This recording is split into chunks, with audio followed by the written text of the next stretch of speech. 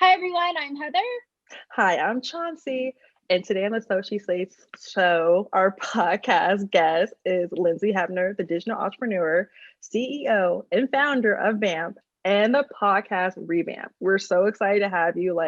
First of all, Lindsay has the dopest style ever. So please, Lindsay, please Oh. tell people who you are. Yeah, I started Vamped in 2014 and it's been 7 years now. And we've been creating content on all digital platforms. We do marketing for some of the biggest brands in the space, and we manage some of the biggest talent in the space as well. And I am the creator of all content that you see that runs through our feed and anything that is anything digital strategy for brands. Yeah. Now, talk to us. What exactly? Because I know there's going to be some people out there and be like, digital entrepreneur. What the heck is that? Give us the real dope version of it. Instead of the technical one you see on Google. Your LinkedIn resume. Yes. Yeah. Oh my gosh, which I had to redo because I feel like LinkedIn has been revamped in itself in the sense that before, even I talked to my girlfriend the other day and she's like, "You're on LinkedIn? Isn't that old school?" I'm like, "No, it's like the new thing again. It's cool to be on LinkedIn." You're legit now on LinkedIn now. Yeah. So I guess the sales pitch of digital marketing entrepreneur, is that what you want? Okay. Yes, let's do that. I don't know. I'm really bad at this, but I feel like if I can explain a digital marketing entrepreneur, it's anyone in the space of, I guess, online, not traditional, that is honing in on any type of brand or, I mean, there's so many other things, but I'm focused on marketing. And that makes me a digital entrepreneur because everything that we do marketing wise is digital. So anything on your phone, even too on the TV screen, YouTube, all the platforms, YouTube, TikTok, Instagram, Triller. All there's so many. There's so many. All the hot spots. So how did Vamp get off how did Vamp get its name, first of all? That's my first question. And how did it get off its feet from the beginning in terms of this multi-million-dollar agency? Honestly, for one, it's such an amazing thing to even say that we're a multi-million-dollar company. I didn't start this thinking that would ever happen. I started this because I wanted to reevaluate my life and do something that I love to do, which was create. And I've always been a really, really creative person. My mom and my dad are super creative. So it was in my blood to do something like this and think outside the box, because a lot of people that I used to work for didn't ever give me creative outlets. Like they always made me feel like this is the only way that we can do things. And so it was always really frustrating for me to design and create when I had big ideas. So having the car accident in 2014 that reevaluated my life to be like, fuck this, I work for other people thing. I am going to work for myself and do what I want to do. And I kind of just hit the ground running and didn't know where I was going. I literally was going into darkness and going, I'm going to figure out how to find the end of this tunnel. And I did. And I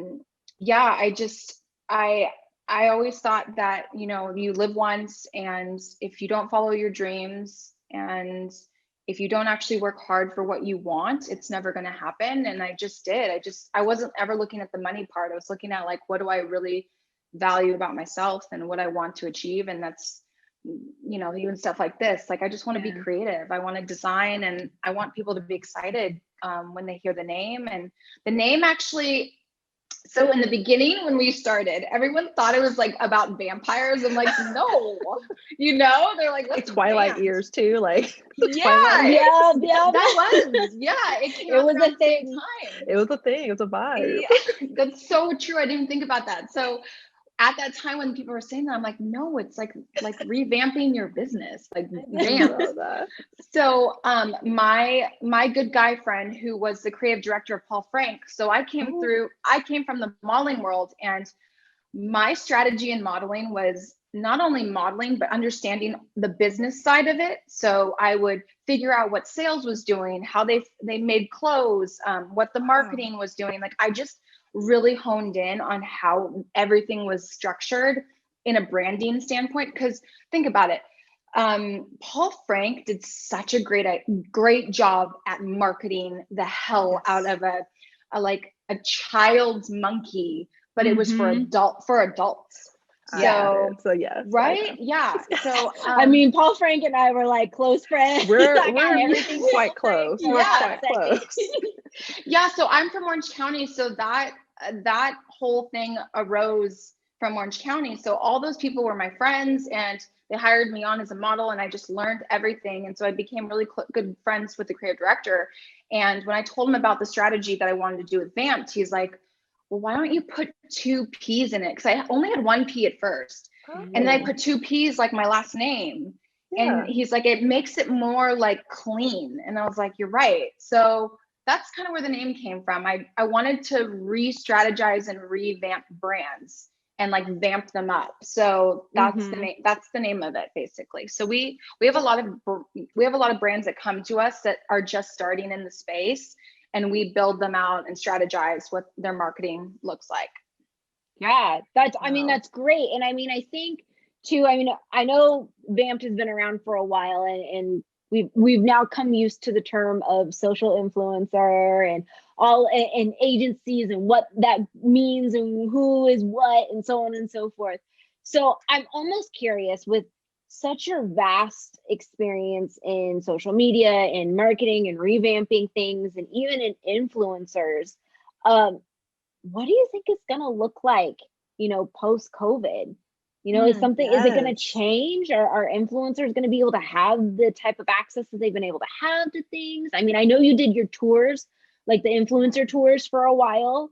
Yeah. So what do you think that space is going to look like? I would honestly, that's a really good question to ask, Heather. I'm glad you asked that. I honestly think we're going to at some level go back to doing a lot of that stuff, but this industry is changing so quickly. And the thing with being associated with this industry is you have to really understand and pivot as soon as everything else pivots and sees where everything goes. But I really feel like there's going to be a lot of like avatar things happening, where people are going to be creating their own worlds, almost like Farmville or Sims, stuff like that, because people are going to want to stay home, and they're getting used to this feeling of being by themselves. So I really do think that's going to be the next avenue. Like you're going to be, and it's,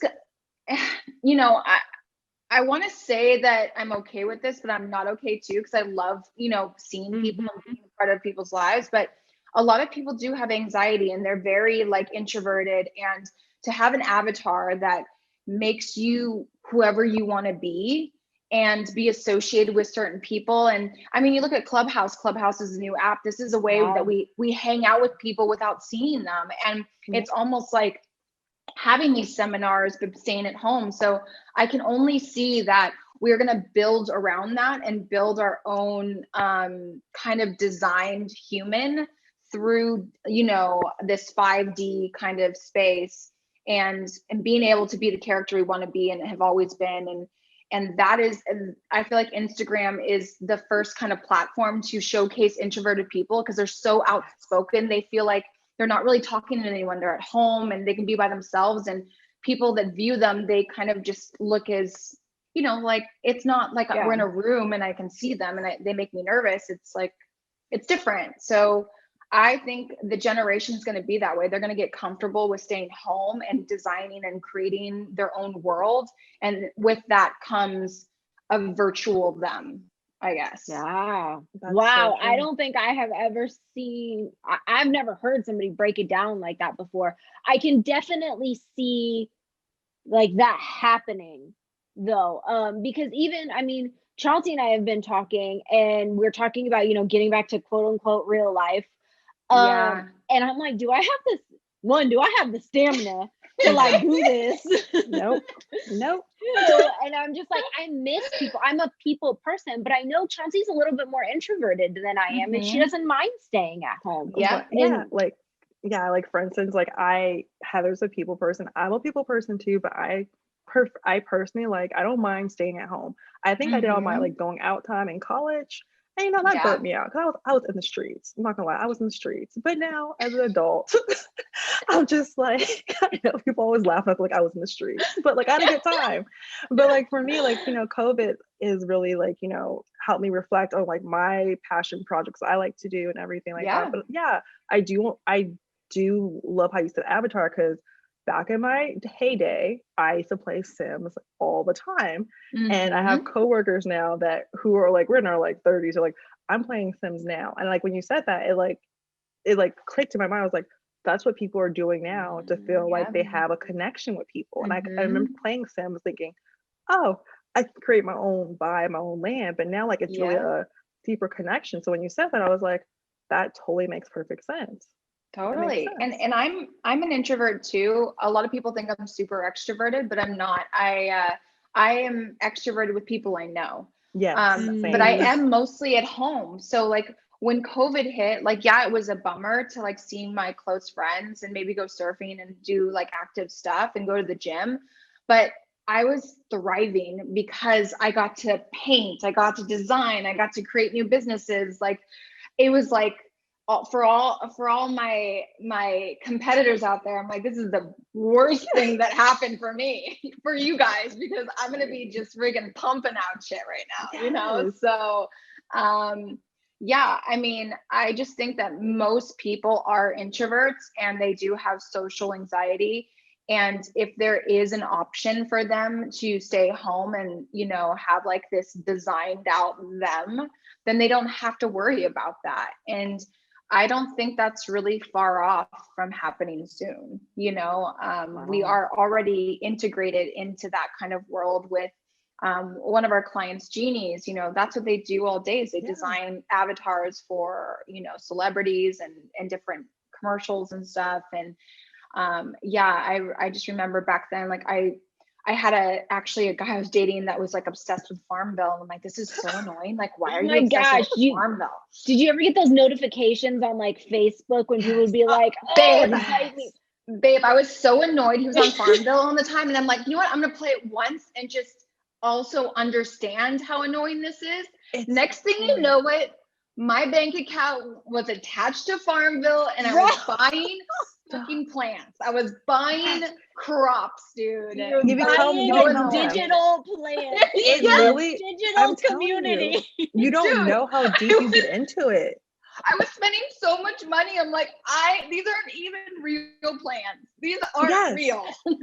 It's literally, I'm telling you, like, you're not talking, like, I told you, Sims and I were quite close. Like, my sister and Yeah. I, we used to buy all the expansion packs. Like, even my coworker now, like, mind you, we're older. Like, she's like, did you get the new Sims yet? I'm like, oh my God, did you get it yet? Like, well, we have like drop dates. Mind you, we're supposed to be like working a real career job, but we're busy talking about Sims for like 30 minutes. But Yeah. it's something like it happens. Like, avatars are making a comeback. And it's funny that you say that because I see, like I said, my coworkers who do and everything are just like, okay, this is their life. And you feel Yeah. a deep connection with people and you get to Yeah. create a new life and new projects that you're interested in, I completely agree. I mean, even in Instagram, when you delete the app, you're like out of the community, you don't feel Yes. like part of it. And it's the same thing with, I think, with those avatar worlds. Like when you're sucked into it, you feel like, wait, this isn't part of my home, like you are Yes. like fully invested. So I don't see it not happening because so many more people, even on Twitch and all these kind of platforms where you're invested with other people in this kind of digital space. You want to stay there all day. You want to be in it and be involved, and it's kind of your new family, and you feel comfortable being yourself. And yeah. Yeah. So that almost like, how does that affect our influencers now? Yes. I mean, I know you can do products and all that kind of stuff from the comfort of your home, but But what's the events, mistake? social engagements, trips, like that kind of stuff. Yes. Like, how is that going to affect that the influencer world? Well, I think even too, what's going to start happening is like the AR, the AI, everything. You're going to put on this like even when I went to Japan. So I went to Japan with one of my best friends who's also a really big influencer, and they have this like AR, like AR, I guess, shops or whatever. And you go and you put on this head case, and it literally is exactly like being with a person right in front of you. It's like creepy. It's like so uncomfortable because it feels so real.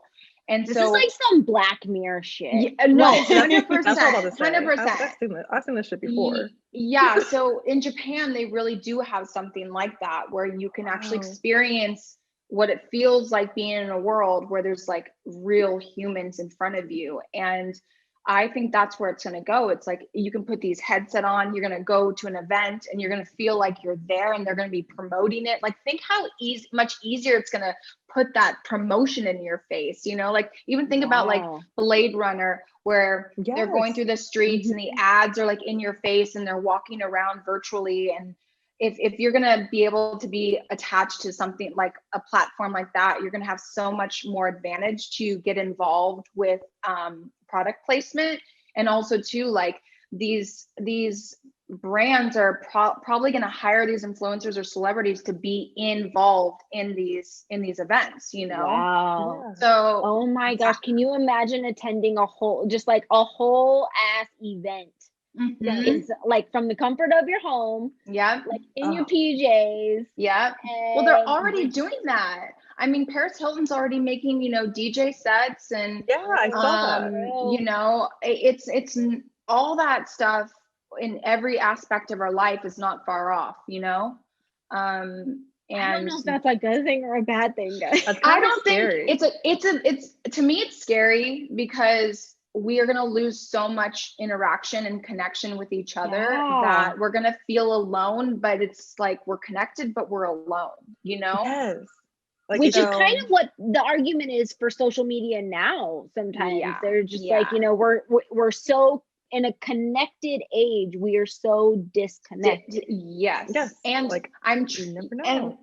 And I'm trying so hard to make sure that a lot of people that I know on the platform, and even my influencers and everything, it's like, make sure you have really good friends outside of this space, because a lot of people don't. A lot of people in this industry only have influencer friends. And it's like, at the end of the day, if you guys don't have anything else that you connect with, they might not really be your friends. You know?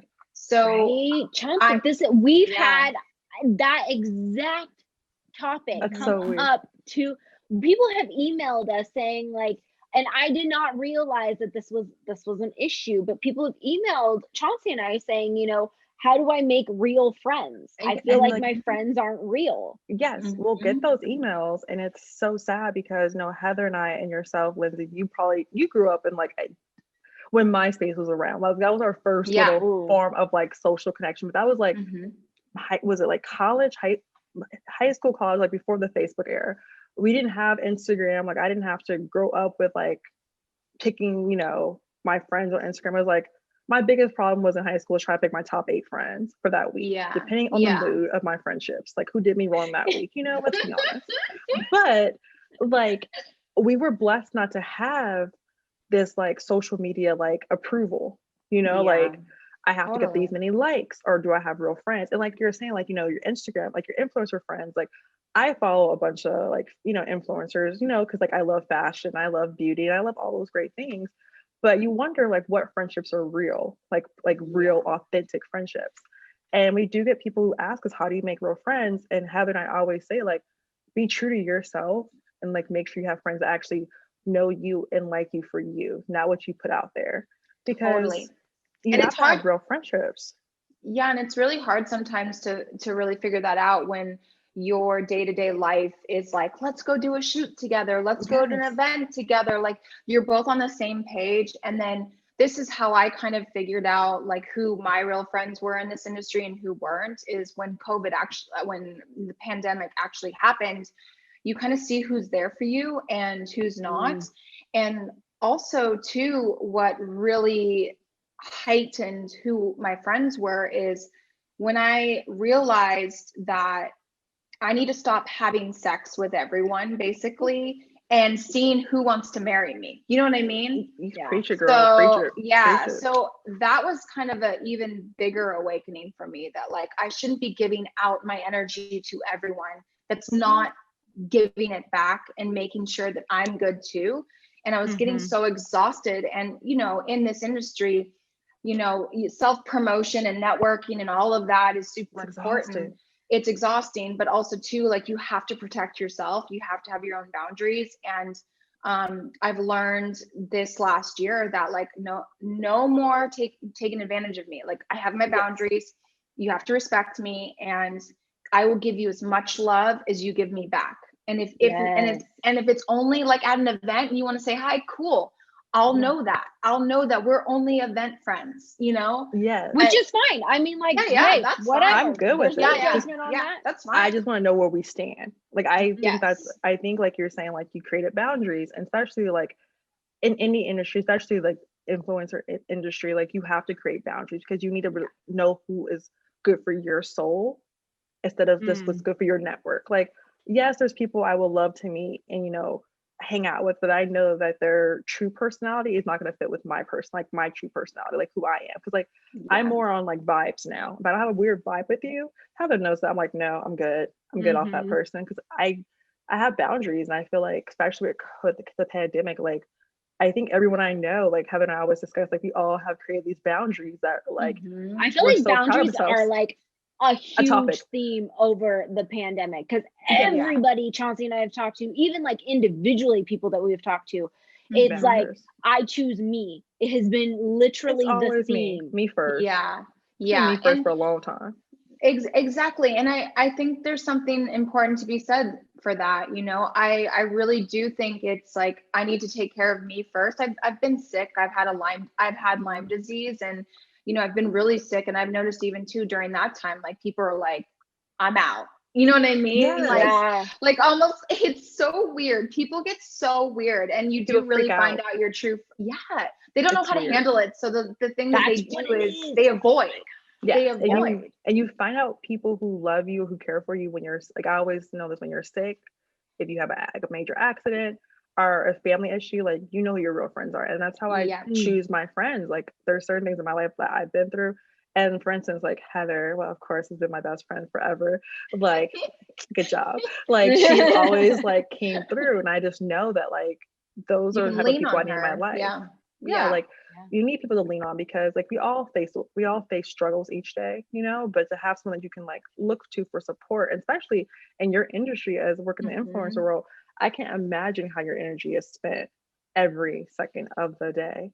Yeah, and people want, you know, even too, people want to take advantage of the situation, you know, like I have to be very careful on whose time I spend on, because it's like, are you wanting to actually get to know me, or are you wanting to get to know everything I'm doing, you know? And for me, I don't ever put that foot forward. Anytime I meet someone new, I don't ever talk about my business. I don't ever really want people to know, because I really want to understand who they are and really enjoy who I'm talking to, and not have to be like, this is what I do, you know, like I'm not LA at all. Like I am the total opposite. Anyone who knows me knows, like my business almost looks like I'm way too fucking LA, and I'm like completely the opposite. I'm like, which honestly could be why it works. Yeah, no, it totally does. It works, like, because surprise, I'm fucking real. My whole thing right now, and my mantra, just for anyone who wants to hear this, and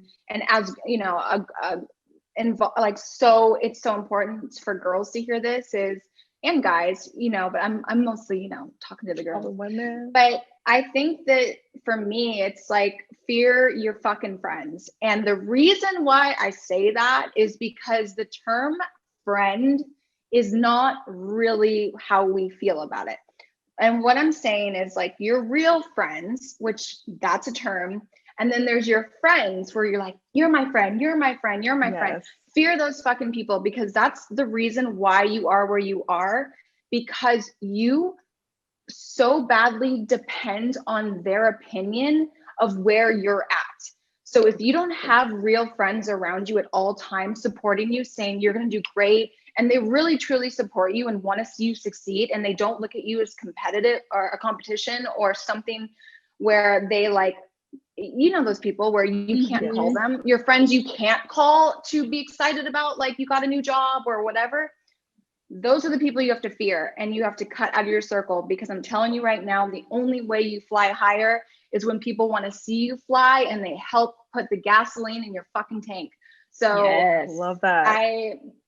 I always tell people that, like, fear your friends. And like, if you can't call one of those people in your circle, that's the person you should get rid of, to be honest. Girl, you No, preaching. and Yeah. again, That's a clip the right there. pandemic has definitely like it. I feel like it's caused people to really look at the people that they surround themselves with. And I don't know about you, but for me, I can really pinpoint the people that I speak to regularly and about anything. Chauncey, of course, is being one of those. She's like, just gonna do this real I quick. love it. I know my But, role. Oh, girl. It's one of those things. It's just one of those things where I think, you know, being by yourself, being isolated from people, it's who can actually support you and your soul and what makes you happy and what drives you and all that kind of stuff. And you know, you have your friends that, you know, you don't hate, you don't dislike, and when you say hi, you'll say hi. Sure, you may have a drink, maybe a little bit of a conversation, but I'm not going to tell you my deep dark secrets. And I'm sure as hell not going to tell you all the things that, you know, So She Slays has coming up, because you're going to feel some type of way, and I am not about to handle that. Yes.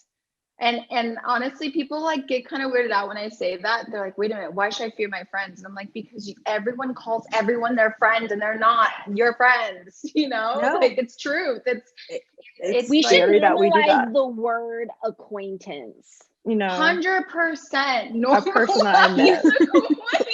A person I met. Okay, like someone I know. I can't. No, but you're like acquaintance. Heather, your acquaintance. Like, I know that acquaintance. Like, I know that person. I call everyone hello, sir, because I'm just like, I don't know you. I don't know you. It's the truth. I'm like, if we really want to break down those, you know, thousands or hundreds of people that follow you on your socials, okay, those are acquaintances. You know what? That's being nice. Maybe like a quarter is acquaintances. The other people just be people. They're just fans, okay? And in the words of Mariah Carey, I don't know her. And I don't know certain people. And like, it's funny, like you started talking to all these people, like, oh my God, people think they know you. I'm just like, you do not know me. I don't even know. I barely know myself today, to be honest with you. I just woke up and I'm just like, here we are. But like, I love how you say fear your friends, because these people, like, they're snakes in the grass. And like, I'm not saying we're the best of friends. Like, I'm not saying like we've all had like, you know, we all have had moments that we're not good friends, you know, we all had growing up, you know, but I am not going to let someone snake into my life anymore. Like that was the old me. Like, I'm in my 30s now, and I just want to, like, you know, be around people I feel safe with, you know? Yeah. And also, when everything goes away, you want to know that, okay, these are the people that actually like me for me. You know, it's not like you're here because of the fancy cars and the trips and all that stuff. I mean, I know those people. I mean, I'm cool with them, you know, like, you do you, but at the end of the day, like, if I'm going to have like some really like me time and serious moments and like real shit's going on, I'm going to remember those people. And those are the people I'm going to invite to my private jet. I love that, my private jet. Girl, you better get on my private jet. That is how that should play out.